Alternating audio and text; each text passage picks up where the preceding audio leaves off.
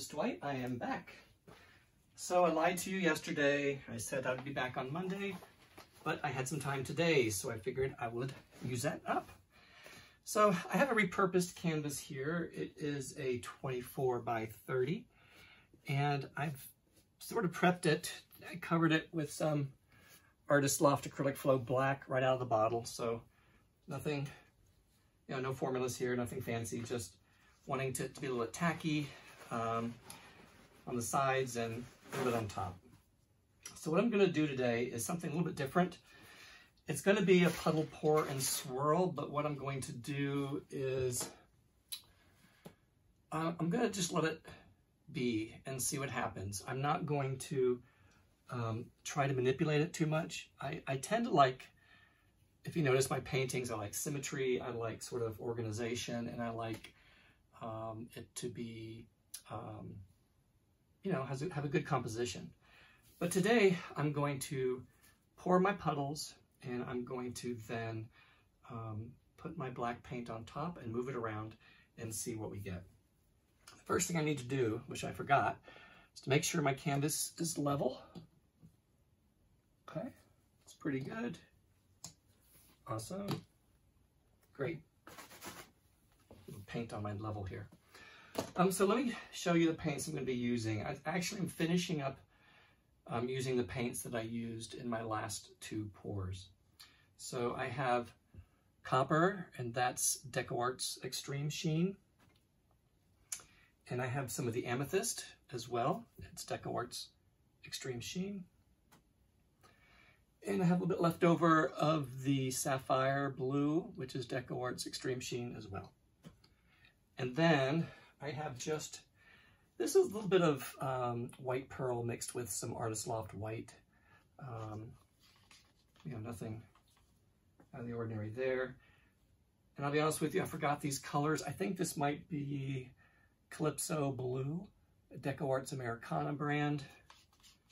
And then last but not least, I have Turquoise Blue. I think that's what it's called. And that was also DecoArt's Americana. And then, of course, my dump paint, which is Artist Loft Acrylic Flow Black. So I know some of you, after my last video, sent me an email wanting some information on my chart that I use to figure out how much paint to use.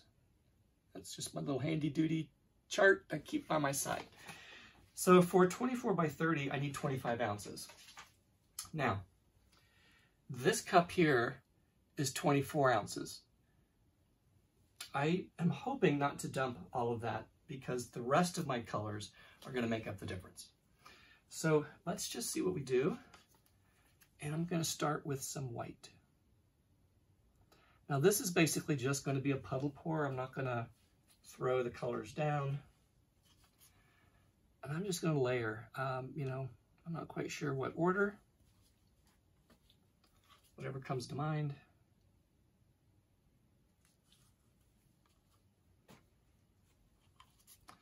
The sapphire blue is my favorite color. So probably pretty much any blue is my favorite color. Some more white. Something to keep in mind when you're using or doing this type of pour, the white, especially if you're dumping black on top, the white between the layers help the colors show up a little bit better through the black. So a little trick to the trade is to try that periodically and see how that works for you.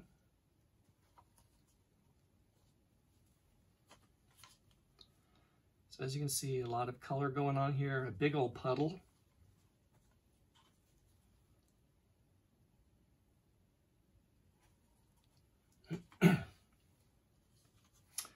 Just a little bit more.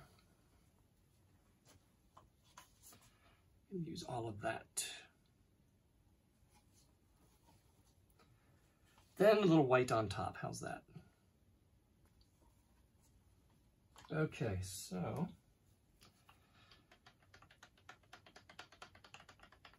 I'll walk you through this in real time. So you just want to pour. You don't need to pour too fast.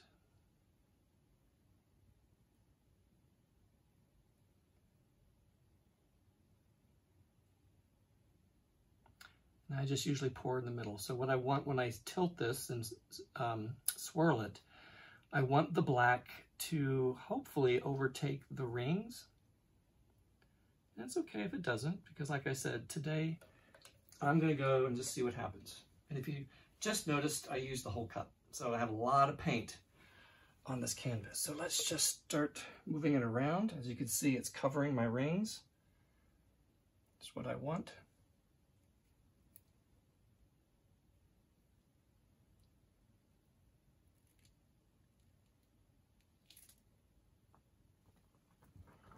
And it's already starting to react, as you can see, some of the cells popping up.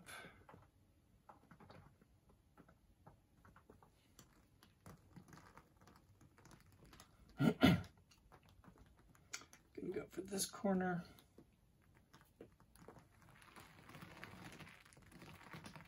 Last but not least, bring it down to this edge here. There we go.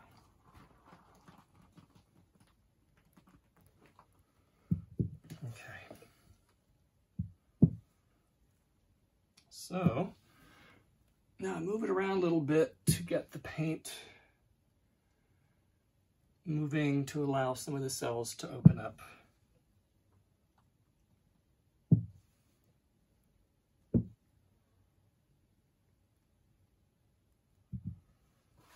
me dry my hands here.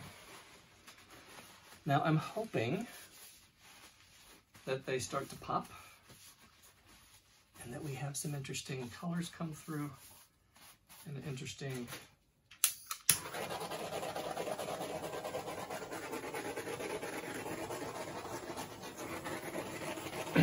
composition. So the torch is there to pop the bubbles. So I'm going to put this on time lapse. I'm going to move it around a little bit, and then we'll come back and we'll take a look at it in about 30 minutes.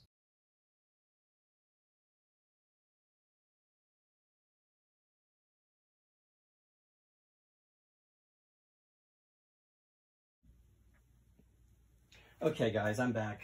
You know, I lied to you. I can't leave this alone. It's bothering me too much because I have all of this.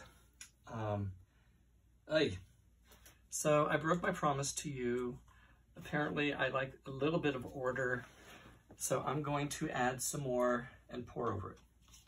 So please forgive me. So here we go.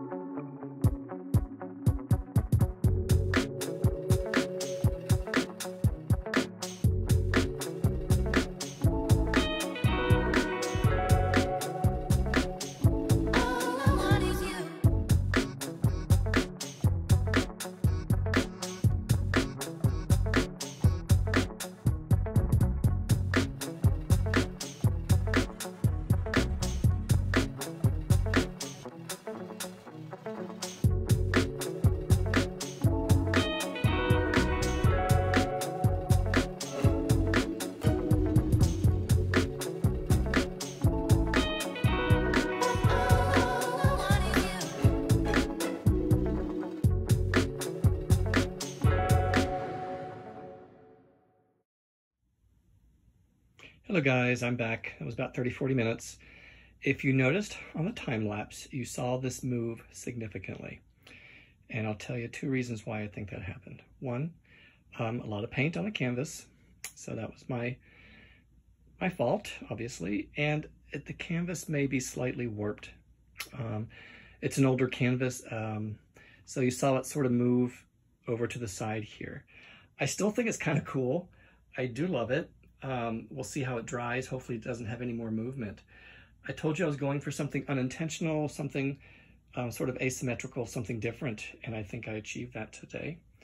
So yeah, I'll just move in a little bit, show you, you know, these pearl cells, extreme sheen is just like explosive. You know, I wish the center, I don't know what's going on with the black. Oop, here's my finger in there. Again, I think it's too much paint. But I think one thing I learned about this today was doing a literal dump and swirl with the extreme sheen made a really cool painting. So guys, I hope you like it. I'm liking it. I'm digging it. We'll see how it dries. Yesterday's painting is over here. Look at the reflection of the blue. It's still wet. Sorry, right by my window here. But I think that's going to turn out just fine. Okie dokie. You guys have a great start to the week, and we'll maybe see you tomorrow.